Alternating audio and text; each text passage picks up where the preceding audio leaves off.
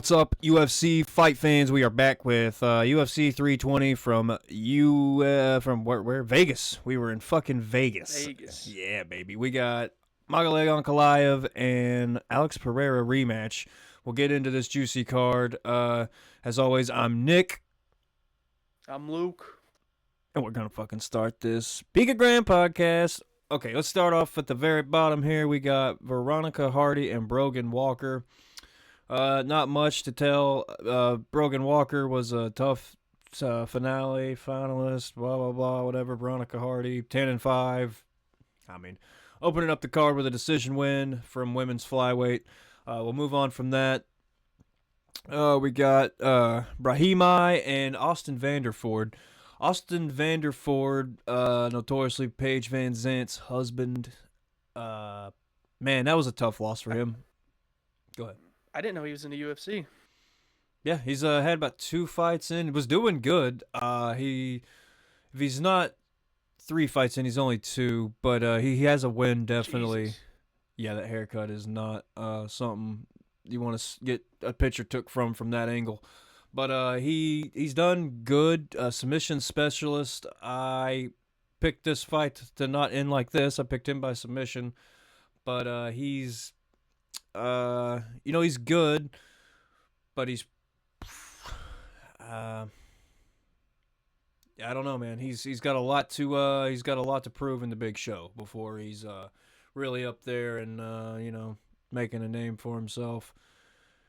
Let's see, he has 1 UFC fight. He went from Bellator to LFA to UFC. Did work in Bellator. I mean, beat Fabian Edwards, who's a PFL champ right now. Lost to Masasi, no harm in that. Was undefeated when he fought Masasi, so, I mean, it is what that is. But he'll probably come back if he's got the right opponent. He's going to make a real fucking a climb real quick. But for right now, he's got a little bit of a setback. What round was that? What round was that? Go back down. How did he lose this fight? Second round submission. Yeah. And like I said, I picked him by submission to win by submission, so that's how life plays out sometimes. You get hit head on with somebody who ain't scared of your submission game. And that happens, man. But Ramiz Brahimi is very good, so we'll see more of him too. Going up to Chris Gutierrez and Farid Basharat. Basharat's fucking good, dude. I don't know what to tell everybody. He really, really took home those first 2 rounds, and Chris Gutierrez in the 3rd round, going into it, his corner was like, dude, you got to fucking win, or you're going home a fucking loser. And he really tried. He really won that last round, about finished it, but it just wasn't enough. That happened a couple times tonight. But yeah, Chris Gutierrez, Basharat, was a good even fight for what it was. Basharat's good. Undefeated, man. We'll see more of Basharat. He might bash a couple rats. He threw a fucking rolling thunder at the end of the 2nd round. Did he? It's in my notes. Oh. Yeah, it's in my notes. I must have missed fucking that. Rogan screamed it. Rogan screamed, rolling thunder. So as stupid. He does. Yeah. And he would go on to lose the next round, so I don't know if it was worth it. Next up, Macy Chiasson and Yana Santos. A little bit to say about this fight. Yana Santos is Thiago Santos' wife, formerly Yana Kunitskaya. She's really good. She's been around for fucking ever. Like, really, she took a stint out there, I think, to have a kid, and then came back. She's 35, so, I mean, that don't mean shit in women's division, especially bantamweight. But her first fight in the UFC was fucking Cyborg, dude. Yeah. Yeah, I lost to KO in the first round. But we don't talk about that. We talk about the good shit. We won't bring that up. We'll just let that slip through the cracks. But, like I said, she's kind of leveled up, honestly, since marrying Thiago Santos. Had 3 fights skid there, a little. But, I mean, Aldana, Holly Holm, and Carol Rose, I don't know, fuck, Carol Rose ain't really done shit since. But,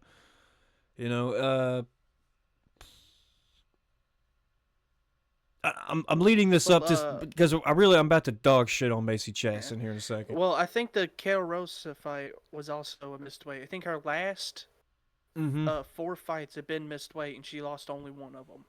Yeah, and So that would be this one, yeah, and then she's win all these that have been missed. yep. And Chiasson, she's a big girl. She's 5'11". Uh, Yana's out there at 5'6", was really towering over her. She she was brought in to fight in 145, so I mean you can't really be like what the fuck are you doing? But she does sign a piece of paper saying she's gonna weigh 135. Uh, even though she is so big, and she still kind of used it to lean on Yana at some points, but Yana's fucking good, dude. She was quick. She was getting away from her. Chasson could have used a little bit more of her reach to her advantage if she really wanted to, but she didn't. And I think she tried to pull it in close too much, and that was just a mistake because they clinched a lot. And Yana just good at fucking elbows, and she broke her nose with an elbow like first round, I think. Just cracked her right in the nose. Or Sal Diamato, they got it right. They all got it right. They all got it right. I still, I get, yeah, it's probably right to give Chasson that last round because she did kind of She laid on her. control. I think. Control, yeah, but Yeah. it didn't look good. It did not look good. She did finish the fight on top of her, so I mean, if that's where we'll give her that, and then got up and threw her hands in the air like she really did something. But it's probably just Yana being tired from beating her ass so much. But yeah, that's how that one went. Macy missed weight, and that was Uh,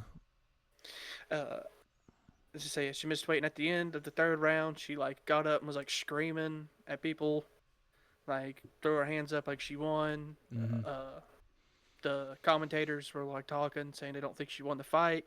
She ran over there and started screaming at them, saying she won the fight, and then she lost. I And she thought that was lost. pretty funny. Kind of funny. Another shitty thing that she did is when she missed weight, they gave her another hour to try, and she declined. She just said no. Just said no. No. Gonna stop here, and I'm gonna just start rehydrating here. Let Yana keep cutting weight, but again, much bigger than Yana anyway. So I don't know. Like she was gonna have a weight and size advantage probably either way. So she just didn't hurt herself as much as Yana possibly. So that's what's kind of shitty. We'll move on. Punahele Soriano and Nikolai Veterikhanov. I like Punahele a lot, dude. He has since moved down to welterweight. I was thinking this the other day. Look up a picture of him in middleweight. He has looked like he's lost a lot of weight. He's a lot skinnier.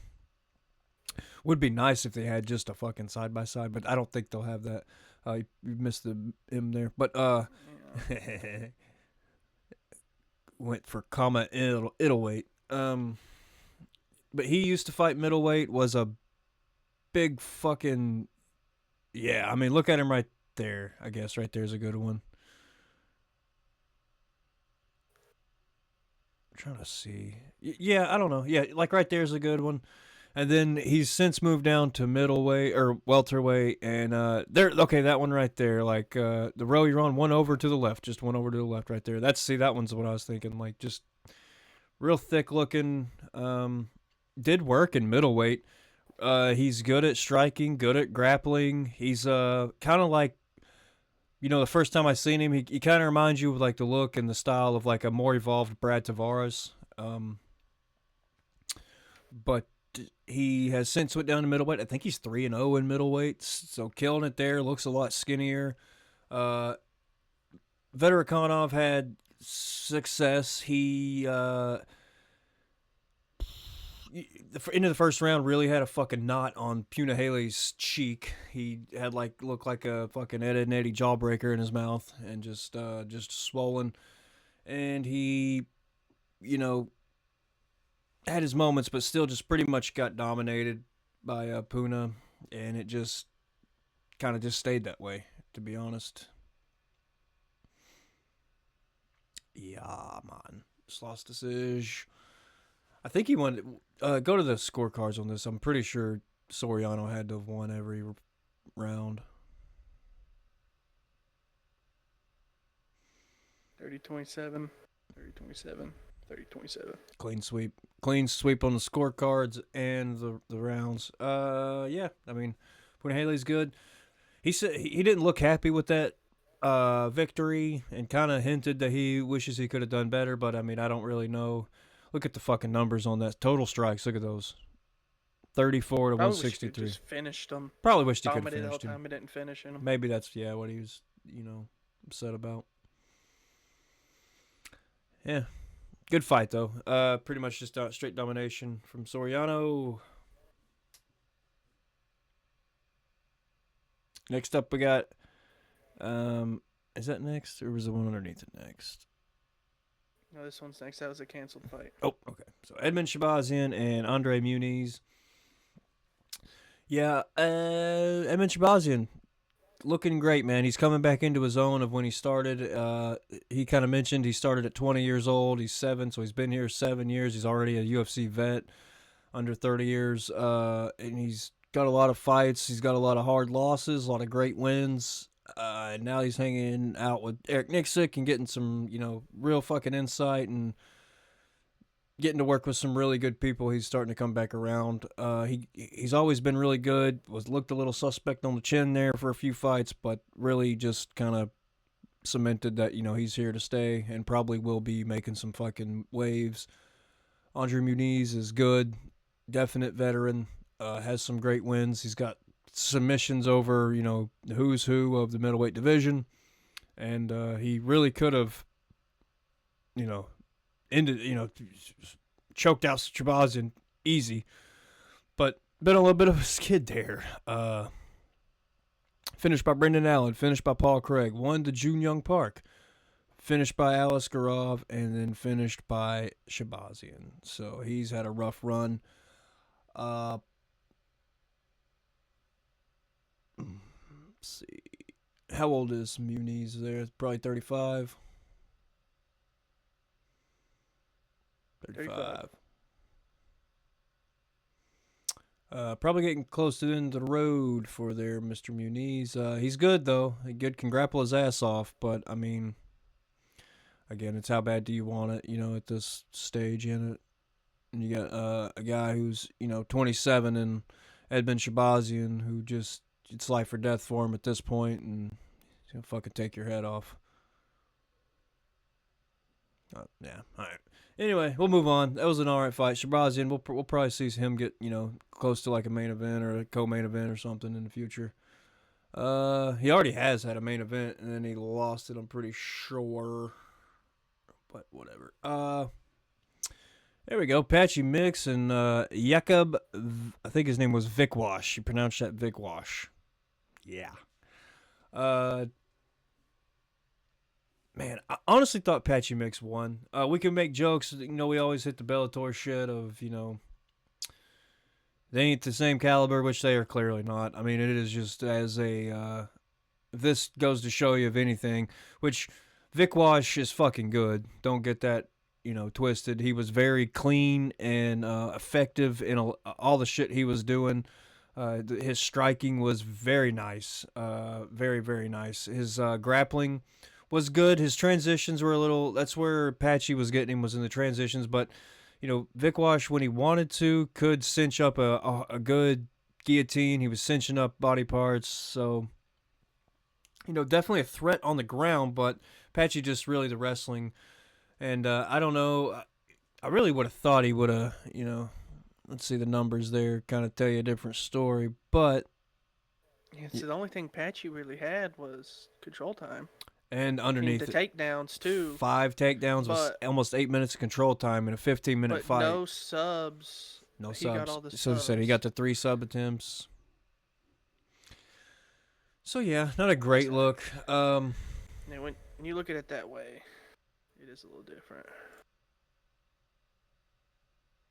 Just 8 minutes of control time in a 15-minute fight is pretty much all you need to know about that fight. This is the second round that was debated. Everybody had Polish guy for the first round. Definitely he won the first round. And I mean, I definitely Only thought one person Patchy had the really, second. Patchy would definitely, the dominant was the second round in Patchy. I mean, really. I thought, am I wrong? I mean, am I wrong there? That's when he really started holding his ass down. And then in the third round, you had the bullshit where he kicked him in the stomach and he was calling it a low blow, and he gave him like a second to recuperate. And then I guess somebody from the sidelines was watching it, and then everybody actually showed it on the jumbotron, and they Yeah. were like, he kicked him Well, right in yeah, the Rogan was stomach. saying. Of course, Rogan the whole time was saying it's not real. It didn't happen. It's not a body kick or low kick. And then they showed it on the jumbotron. Ref looked at it and said it didn't happen. Told him to get back at it. Yep, he said, good, fair call, go. And then they went. And he lost. And so that's 2 in a row for Mr. Patchy Mix. Two shit skid there. Yeah, man.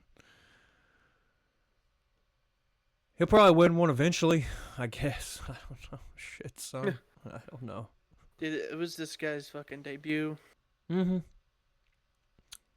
Just said he was good. He looked good. I'd never heard of him before this, but he had some potential and skill. Apparently, he has something to do with Yana. Joanna. Yeah. Yeah, she was. Gym or something. She was in the crowd for sure. They're definitely from Poland. Both from Poland. He was a champion too, a KSW champion. Yeah. Left with the belt. 3 title defenses left with the belt. Fought the Sebastian guy 3 times. Well, anyway, either way, 4 times. beat the he won against Patchy Mix, so that's a feather in his cap. I guess 4 times. 5. Damn, dude, they just ain't got enough people over there. 1, 2, 3, 4, 5. 5 fucking times. They don't have enough people over there, bro. They gotta fight each other 6, 7, 8, 9 times. I mean, they were different organizations. It's AKB or ACB, sorry. That could be grappling K too, down there. maybe. No, I doubt it. No, it's all his MMA record. So yeah, he's fought the same guy 5 times.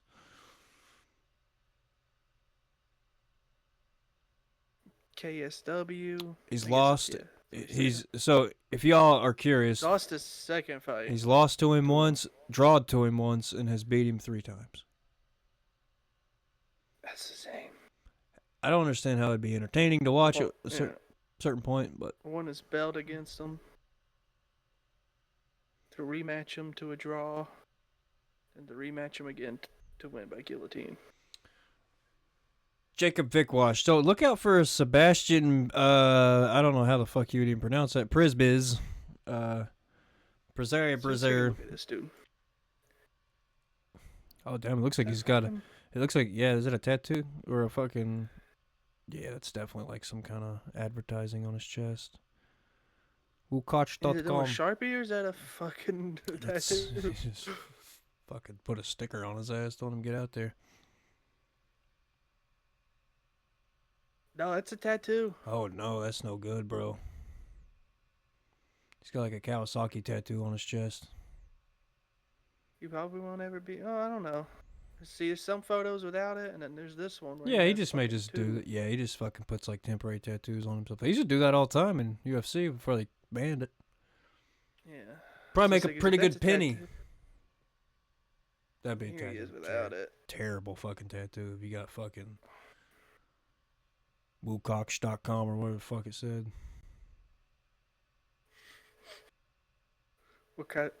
Wachowski. Wukowski. He's got it in the same spot a few times, so it does look like a tattoo at some point. Yeah, see, like it's faded there. Jesus. That's what got me is it being faded like a tattoo, but Hmm. top part kind of looks like Sharpie. Thank God they don't Talking let you way do too long that. with this dude. Yeah. Imagine like just getting knocked unconscious with a fucking Yoo-hoo symbol tattoo, or just henna tattooed on you. It's fucking how stupid. It's fucking crazy. Wutowski. He's sponsored by Del Bubowski. If you know, you know. All right. I'll move on from that. Yeah, Pechimix, not a good run in the UFC as of yet, but maybe he'll turn it around. Maybe we'll look back and be like, damn. But I will say this: his striking is fucking atrocious. It's ass, bro. I mean, he way too flat-footed, way too wide stance, way too head just up in the air, eating punches, bro. He eats punches like a fucking value mill, bro. It is insane. Just how much his head snaps back when he's fighting, but. I'll leave that out there. I did want to make a point of that. That dude, yeah, he fucking just no defense on the head. Daniel Santos, Jusang Yu. Um, yeah, Santos second round knockout, 20 seconds. I do kind of remember this fight. Jusang Yu was very overzealous, if you will, acting like he was fucking Canelo out there moving his head around, and then when he did get tagged, acting like it didn't hurt, but you could tell it clearly fucking hurt him. And then he tried that shit in the second round, and it just was his downfall, and just fucking cracked him, fell. Daniel Santos took the W. And that was literally. Daniel Santos is probably a better fighter, but that was just pure being. Jusang being a fucking dumbass, dude. Just. I don't know if he was trying to get in his head or look tough or what happened, but goddamn, did it ever backfire? Dang, he's got a record fighting. Oh, dude, he is beating up Asians left and right. He's got a win over Jusang Yu, canceled bout with Doo Ho Choi, a win over Jin Yong Lee, and then from there it's pretty much Russians and Mexican people or Brazilians. But yeah, he's all over the place. He's a very well traveled ass whooper. He'll fuck you up from wherever you're from. He don't care. Daniel Santos, better watch out. The Willie Cat. The Willie Cat was good. I don't think we learned a lot from him from that because, like I said, Jusang Yu, we'll say UFC 320 dumbass of the night. His fight nickname is Zombie Jr. He's fighting like a zombie, all right. Like a fucking brain dead moron. He's Korean. Oh yeah. So it's gonna be a Korean zombie. Definitely gonna hitting at the Korean zombie. I could have picked that up, I guess. He's not. Is that his second fight in UFC?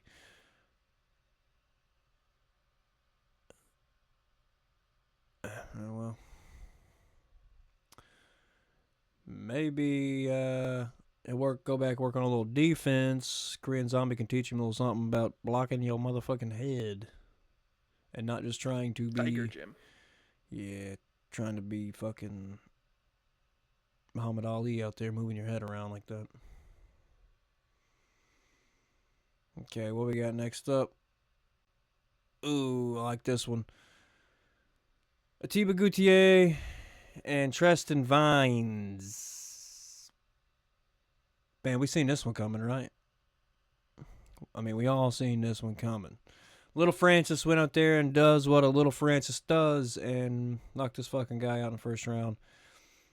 You know, much like Francis, his technique is, okay. I wouldn't say it's bad, but he's not like he's going out there and really fucking using timing and straight brain power. He is fucking just a fucking train, dude. Just blowing through these people. When he gets close to you and puts his hands on people, it's night-night. And that will probably keep happening until he gets to a level of people who, can take him down or stop that. But this guy is just knocking the fuck out of people left and right, dude. He's, since his third fight in MMA, he has been on a knockout streak.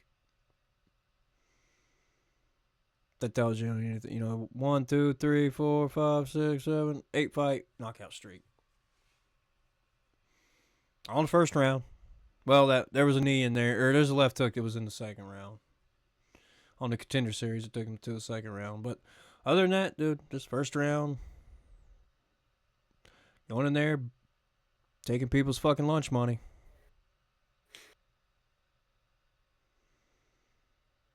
But yeah, we won't spend too much time on that. Not a lot of time to spend on that. We've talked about it longer than the actual fucking fight happened, but he went in there, whooped ass. Abbas Magomedov and Joe Pyfer. Be like Joe Pyfer. A little bit of fucking adversity in there for him, huh? Yeah. Abbas is good. He's not really great. He always kind of, you got a name or a little bit of fucking specialty to you. Magomedov's in trouble. But you know, kind of joked last night. Joe Piper went and got a hair transplant to shave his head. But whatever. Get too much shit the last time he fought. He got too much shit. Remember the Yeah, other. because he fought real recently, right? Mm-hmm. Yeah, I mean, pretty much just fucking. When was that? June's 2 months ago, 3 months ago.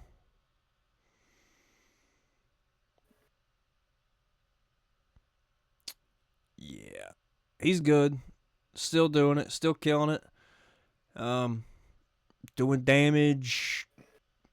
We'll probably get a even bigger name next time. But definitely has some real adversity.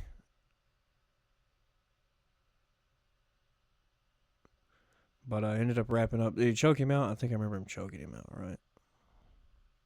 No. Yeah. Rear naked choke. Joke. Yeah, got on his back a couple times. Didn't work out a couple times, and then just really took it home. Joe Piper can grapple, can wrestle, he can strike. He's good. He's learning from his mistakes and his losses and shit. So he's really coming around. He's calming down a lot as a fighter. He used to go in there balls to the wall and would tire himself out, but that was a very composed win right there. Very against a vet. You know, the fucking Abbas guy's got 36 fights right there. So I mean, he is a veteran, if you want to say that. But he did work, man.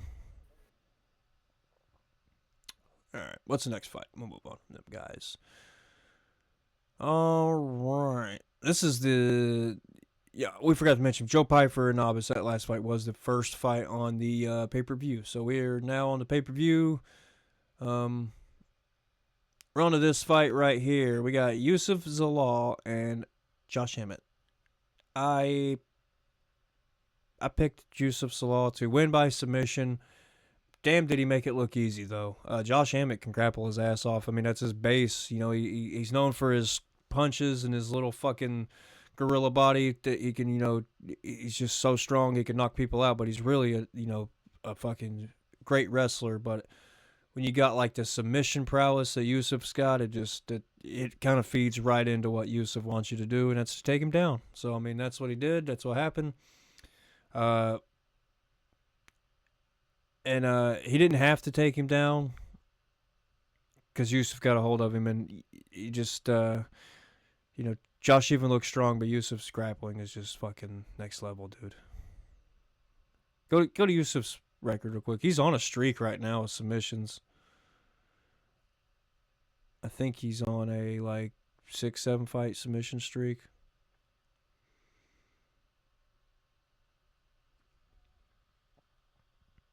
He's on finish like a motherfucker. Okay, so no, his last one was a submission to Calvin, or the decision over Calvin Cater. But before that, he had a arm triangle Jack Shore, rear naked choke Yarno Aarons, rear naked choke Billy Quarantino, arm triangle choke to Vadim Zaprapanilov, and then a KO. I mean, he's fucking good, dude. And he's finishing fights. You wouldn't really think it because when you hear him talk, he sounds like somebody off the Jersey Shore or some shit. He looks like somebody off the Jersey Shore. It's kind of and he's super nice when you hear him talk too. So you wouldn't expect him to be as vicious as he is. But when it comes to grappling, it's really any fucking part of your body he can grab, he is going to in the fight with it. But interesting, shit in his fights. Yeah, dude, he's got all kinds of wins. I mean, he's got a very storied career. Went to fight in the Contender Series against Giga. Mm-hmm. And it got canceled, and then finally joined a UFC in 2020 to go on a little streak, then lose to Topuria. Yeah. Look at the three losses he had right there. Topuria, Siwoo Choi, and Sean Woodson, which Topuria out of all those is the only one that's definitely, yeah, dude, no hanging your head to that. Work hard and come back and beat him. Damon Blackshear. Got a draw and then got, I guess, cut from the UFC because then he's in Sparta. Yeah, Spartan MMA. Is it Sparta? Sparta. Sparta. Look at him on the cover there. Sparta. 2023. Hell yeah. Good for them. Went and did some work, came back. Now he's on a fucking. Look at all that green now, dude. He's on a 1, 2, 3, 4, 5, 6, 7, 8 fight win streak, dude. 10 fight win streak. 1, 2, 1, 2, 3, 4, 5, 6, 7, 8, 9, 10. 10 fight win streak. Yusuf Zalal. Damn, bro. In the featherweight division, too. We'll see him fighting somebody Scary. good, I'm sure. Yeah. Moroccan Devil. Nice guy, too. It's funny. All right. We'll move on. What was the next fight? Okay, these next three fights. Yeah, these next three fights are where it's at. Okay, so Yuri Prochazka, Khalil Roundtree. That fight went exactly how I thought it was going to go until it didn't. Yuri, man, the character he is and the way he fights is definitely Yuri Prochazka is a character that no one will ever be able to replicate or even come close to, personifying. I don't know how to explain it. This guy is his own character for sure. He's good at the like firefight shit when it comes to like putting the pressure on. He's good at like I don't know if it's slowing things down or just believing in himself or what the fuck he does, but sometimes you would think he's not even that good at fighting because he doesn't do like he lost that fight up until that entire fucking 2 rounds of just Khalil Roundtree keeping distance. He had a couple points where he tagged Khalil, but nothing really of significance. Khalil was hurting him, was eating his legs up, was fucking kicking his body, was really slowing him down, had him busted up. And then kind of like, earlier when, I can't remember who the fuck we were talking about that told him to get in there. Chris Gutierrez, his coach, where he's like, get in there and fucking do something or you're going home a loser.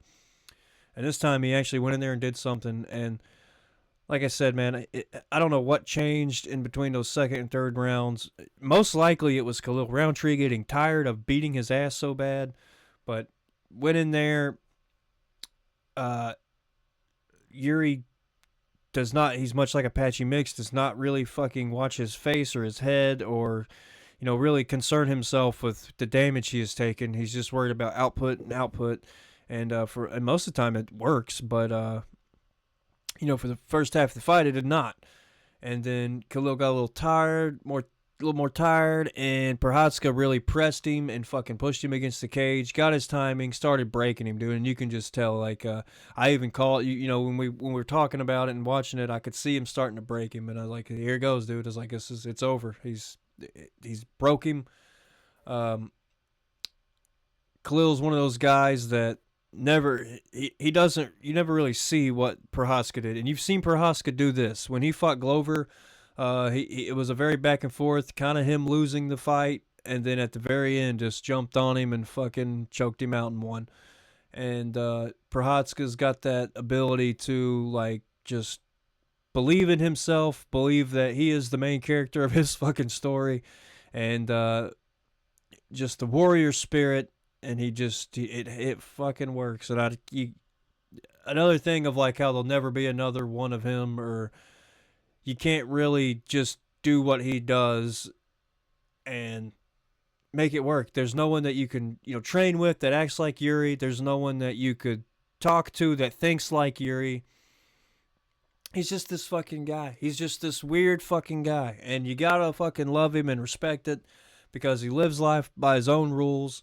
He, does shit his own way. He doesn't train conventionally. He doesn't fight conventionally. He's in there to go to war with another man, and this is the only legal way he can fucking almost kill a guy and get to the fucking, parts of life that, because there's probably not much that excites this guy. I don't know. He's probably not sitting down and playing PS5 at night. He's, sitting and meditating and thinking about the fucking art of war and shit. But, man, did it ever just the fighting spirit that is Yuri Prochazka, dude. I mean, and he probably put himself right. I don't know with Alex. We'll get to Alex winning, but with Alex winning, I don't know if that really set Yuri up for another title shot. If that had been Uncle Live win last night, then yeah, Yuri Prochazka would be the next in line for a title shot after a performance like that. But light heavyweight's getting so shooken up, and there's so many names. Khalil just kind of got knocked out of that top little talks, but not that he can't work his way back into it. But Yuri is now definitely right back there, and what a fucking performance! If you didn't see it, go back watch that fight. It was fucking awesome. Pulled it out in the last bit to just really push it and just like I said, break Khalil's spirit and his body and his cardio, all that shit. Just shut it down and wouldn't take no for an answer, wouldn't take an L that night, and that's what happened. We'll move on because we'll get to because this fight kind of complements the main event, which I forgot there was a fight in between. We'll get to so Rob and Corey Sandhagen. There's not even a lot to really talk about, man. Marab is a fucking.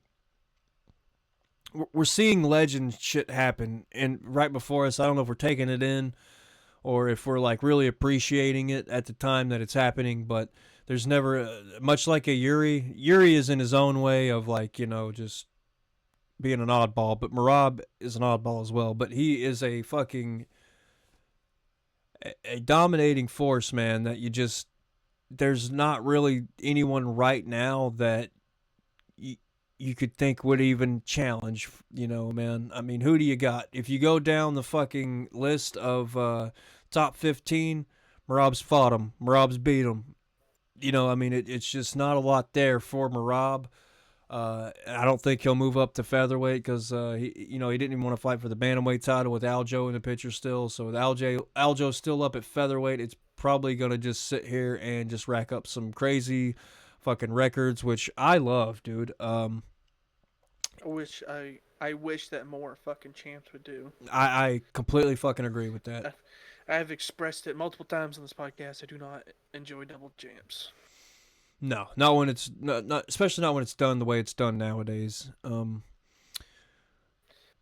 yeah, dude, just Marab's gonna be a guy that when we look back at his career, we're gonna be like, holy fuck, dude. There's no one gonna, they've got so, especially in the grappling, dude. I mean, he's last night set the record. He already had the most takedowns in UFC history, but he just kept on adding to it. He's at 117 takedowns now.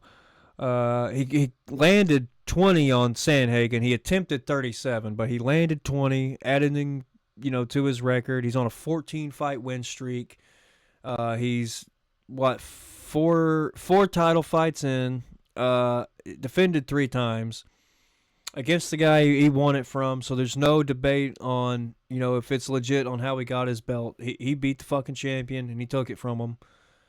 And at a certain point we're gonna have to be like, what's next for this guy? Because right now I don't know what's next. What would you say is next for Marab? Yeah, I have no idea. I think he wants Umar again. He mentioned Umar again. He mentioned December. He wants to. Another thing he wants to beat is the most title defenses in a year, and that's would be 4, which would be. I think he said Peter Yan, not Umar. I think he said Peter Yan's been doing good. And that's about the only guy in the rankings that he's not fought and beat. Yeah. He has fought and beat him. He has fought and beat him. Yeah, you're right. But I mean, like recently, I guess is what I meant. Yeah. So. Yeah, man. Unless somebody really starts making fucking head waves and bantamweight, you're looking at the king right there, and he's probably sitting on that throne for a little bit. These numbers he's putting in, and he's a guy too that's so dedicated and really hardworking that some champions they start getting money and they get that belt and they start trying to be celebrities or they just slip off. They start really losing the fighting edge that's got them to that belt.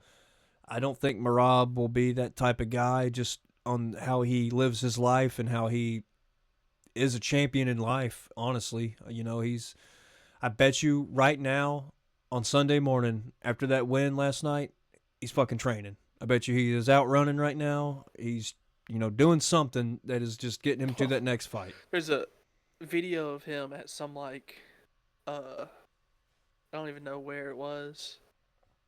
I think it was like a bar or like a somewhere they had a stage, and he's there at 6 o'clock in the morning this morning on the stage, like dancing like Mac, like throwing punches and shit, Oh takes his yeah, shirt off and shadow flexes. boxing and karate dancing.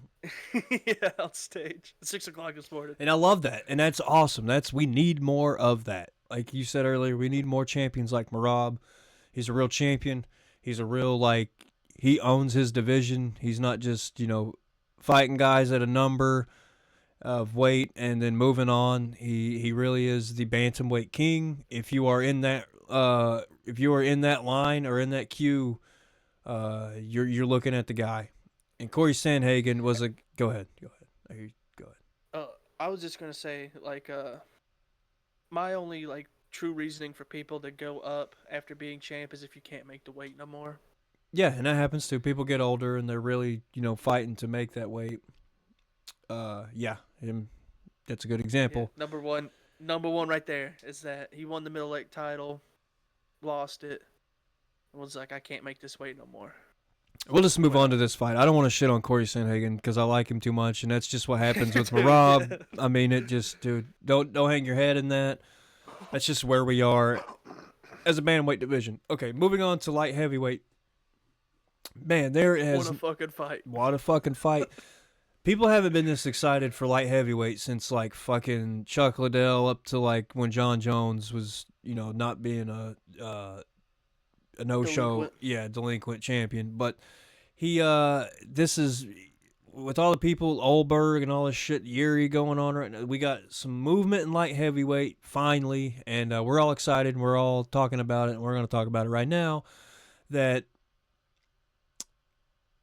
much like Marab, we're going to look back at Alex Pereira's career and be like, what in the fuck? I think we already are. We are enjoying him in the moment. Yeah.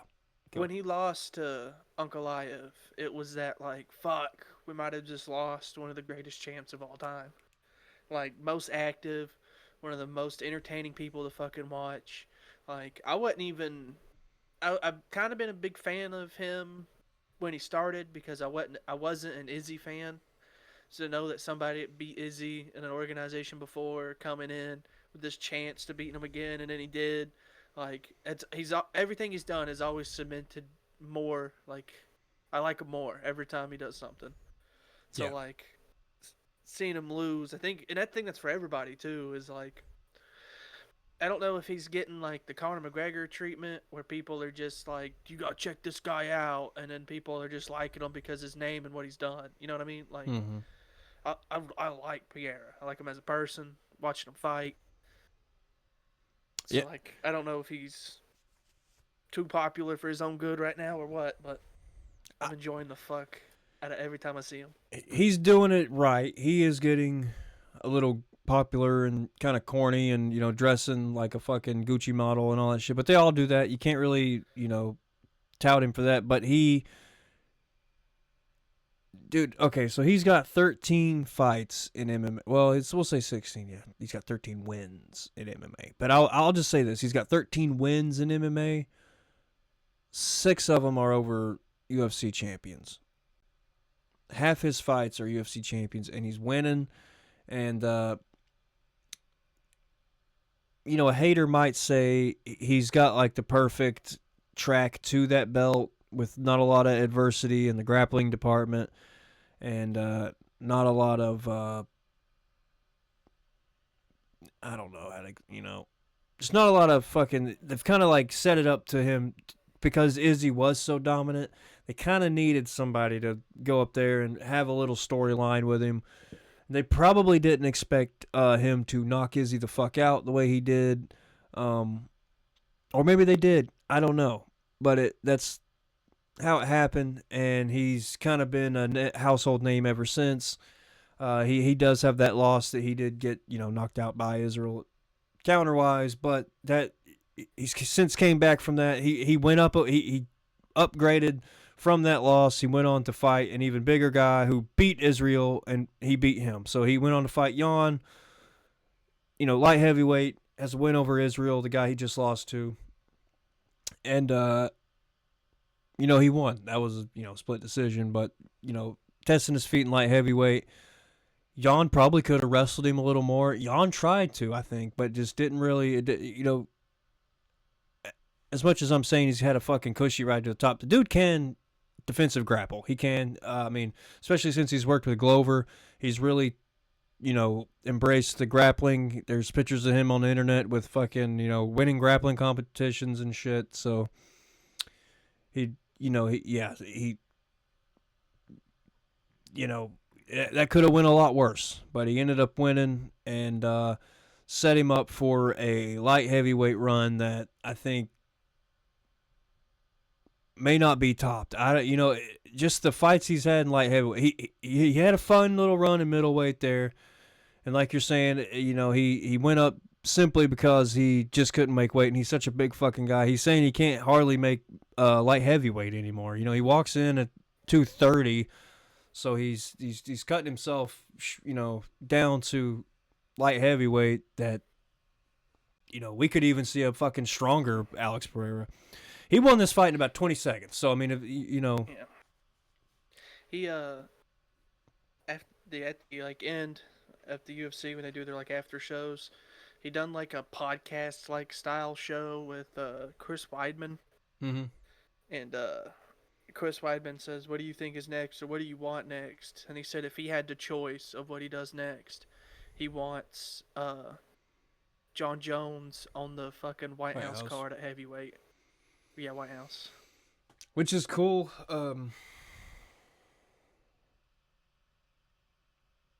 That's a fun fight, but there's not Dana did not like that. No, Dana did not like that, and he's not gonna let it happen. Wants him to stay in light heavyweight. Wants him to stay in light heavyweight. Yeah. And if he was to fight heavyweight, he would probably make him fight Tom for the belt, just because he's such a, Well, from the way he was putting it is that, he was saying, he's done a lot, he wants a super fight. And he says that John Jones would be a super fight. Which, Tom would be a super fight too, but... I guess not. Yeah. Maybe he sees something he can do against John and don't see something he can do against Tom. I mean, he's definitely got a better chance of winning against John. Yeah. If John wrestles him the entire time, I don't know. But if John stands with him, of course. That's an interesting fight. Because like I said, I don't think John is gonna even 1 second stay on the feet with that motherfucker. Yeah, he's gonna come crawling out. He's gonna crawl he's gonna look like a fucking cockroach coming out from under the fridge just to grab his feet. Yeah, dude, he didn't stand or, entertain the stand-up of Cyril Gahn for 1 second. And as scary and big as Cyril is, Alex Pereira is a way more decorated striker, and he's got way more knockouts than Cyril Gahn, and he's got way more devastating knockouts than Cyril Gahn. So I wouldn't... There'd just be no reason to.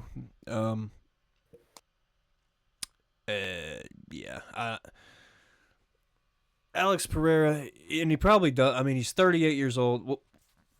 We kind of grazed over how fucking insane the win he had was last night. He did it in 20 seconds, something like that. I mean, he just went out there, was balls to the wall, right off the fucking minute 20. Okay, so yeah, he just so fucking in his face right off the bat. Didn't give Uncle Ive a second to adjust or it's honestly like they picked up right where the fucking fight ended the last time.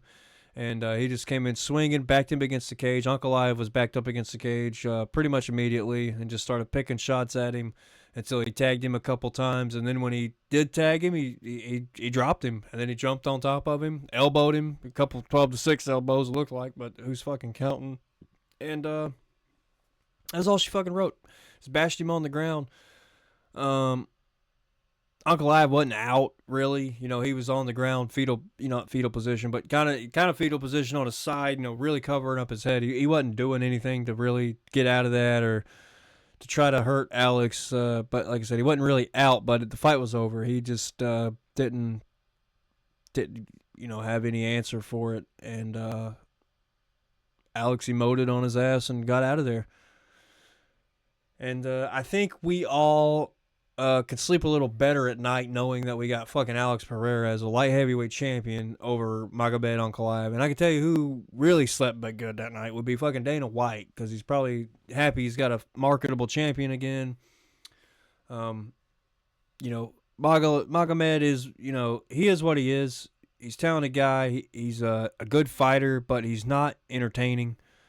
I don't know if it's because he don't speak English. I don't know if it's because his just. It can't be that because Alex don't speak English.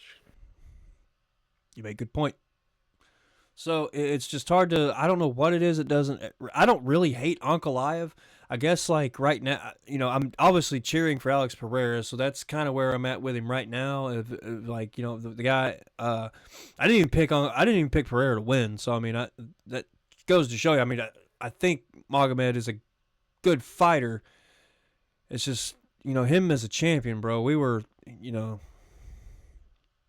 could have been bad. It really could have been a boring fucking. I don't know. He's not a lay and prayer though. He's like a boring stand-up guy, if that makes any sense. Which is weird, but that's just what he is, and that's what his record would show you. But I don't know. The world is right. We got Alex Pereira back with fucking UFC gold around him. Again, the shit Alex Pereira has been able to do in the handful of fights he's had in MMA, period, is just nothing short of fucking remarkable and will never, ever be replicated again. He's just the man. I don't know what else to tell you, but he's one of the best strikers on the fucking planet. He can put to sleep any man you put in front of him, so we'll just keep seeing that happen until he is too old to keep doing it. He is 38 years old, so we are hitting a window of the last few Alex Pereira fights, which is fucking sad. We got him way too late, or maybe not. Maybe we got him right when we were supposed to, and he went on this run that, again, will never be duplicated, or, he's got one of those records that if you, like, spelled it out to someone on paper, you could be like, oh, it's Alex Pereira, So, he's the man. He's fucking man. Again, he's beat 6 former UFC champions in like 13 fights, 13 wins. It's insane. Yeah, I don't know. That's all I got on that. It was a great fucking card. I mean, a lot of good fights. Kind of came out of nowhere. They didn't really promote this card great. You kind of forgot it was happening, but it showed up. There it is, boom, and then it was just a great night of fights, man. No complaints. I was the opposite. I knew it was happening. I didn't know when. So when I was like earlier in the week, when I was like, "Oh shit, this card's happening this weekend," it's like I knew it was gonna be. This is gonna be a great card. I just didn't realize it was happening now. That's what got me. I was like, "Holy fuck!" Yeah, and it's everybody on it. I guess it's not their fault, but Verdict had it at 7:00 start time, and it was started at 6, so I missed the Hardy fight and Brogan fight, so I missed that. Came in late to the fucking Austin Vanderford fight, but, is what it is. But whatever. Wasn't missing much. Like I said, good card overall. Yeah, that pretty much wraps it up. We got about 5 minutes here. Do you got any No, not really. I got one. We'll touch on it. It's probably not going to be that big. I just want to talk about it. Shavkat has been out for about a year with a fucking knee injury, and he leaked that he re-injured the same knee, and he is going to be out for another 10 months. So that puts him at... Go ahead. So what I've seen about that is that there was an MMA page that said that happened, and then the next day his coach came out and said this is a lie, and he is coming for... They got announcements for him soon. Said he's healed, and that was a lie. I hope so. So it was just apparently an MMA page that was saying this, and he was like, everything they made is fabricated, and that we got news about him soon. So yeah, I seen that. That's what I seen about it. Was that about his coach coming out? I hope so, man. I like Shavkat. He's fucking good. He's undefeated too, so it'd be a fun. No, he beat fucking Ian Gary. Disappeared. Right? It's who. Yeah, it would be Ian Gary, and now they're giving Ian Gary everything that he should have got. That's fucking bullshit. Yep. fought Ian Gary on short notice too. And which I mean, people are like, yeah, but Ian Gary fought him on short notice. I know, but like, dude, Shavkat trained for a completely other fucking person, and Ian Gary kind of just got to walk in and fight. So I mean, sometimes it's it's a double-edged sword there. Definitely is. Whatever. I don't know. I hope Shavkat makes a return. One of my favorite welterweights, if not my favorite welterweight right now, and he's the man.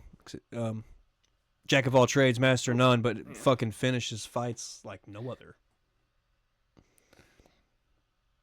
Oh well. Anyway, that's all you got. That's all I got. We're gonna call it there. And we do appreciate everything. If you guys subscribe to the YouTube, follow us on Instagram, all that bullshit that we have to kind of promote, but we don't really care. So just, get us where you get us, and we appreciate it all the time. And we're out of here, and we're the Picogram Podcast. So until next week, adios, motherfuckers. It was non-intentional use.